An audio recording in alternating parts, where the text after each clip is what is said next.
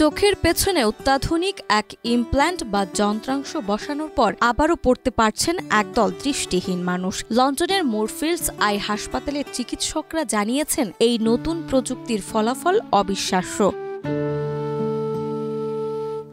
এই চিকিৎসা প্রক্রিয়া মূলত শুকনো বয়সজনিত ম্যাকুলার ডিজেনারেশন বা AMD এর উন্নত রূপ জিওগ্রাফিক অ্যাট্রফি রোগীদের জন্য নতুন আশা জাগিয়েছে। যুক্তরাজ্যে প্রায় 2.5 লাখ এবং বিশ্বজুড়ে প্রায় 50 লাখ মানুষ এই রোগে ভুগছেন। বয়স্কদের মধ্যে দেখা দেওয়া এই রোগে চোখের পেছনে রেটিনার কোষ ধীরে ধীরে মারা যায়, ফলে মাঝখানের দৃষ্টি ঝাপসা হয়ে যায়, শুষ্ক বিবরণ দেখা কঠিন হয়ে পড়ে।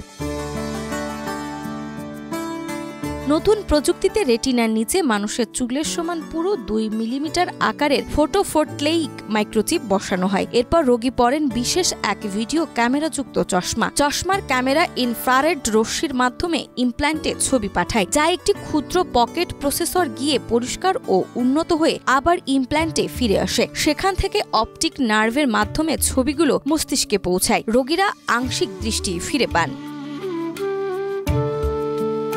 গবেষকরা বলছেন, এটি একেবারেই অগ্রগামী ও জীবন পরিবর্তনকারী প্রযুক্তি। প্রথমবারের মতো প্রমাণিতভাবে এমন একটি ইমপ্ল্যান্ট তৈরি হয়েছে যা রোগীদের অর্থবহ দৃষ্টি দিয়েছে, যা তারা পড়ালেখার মতো দৈনন্দিন কাজে ব্যবহার করতে পারবেন। এটি বিশাল অগ্রগতি।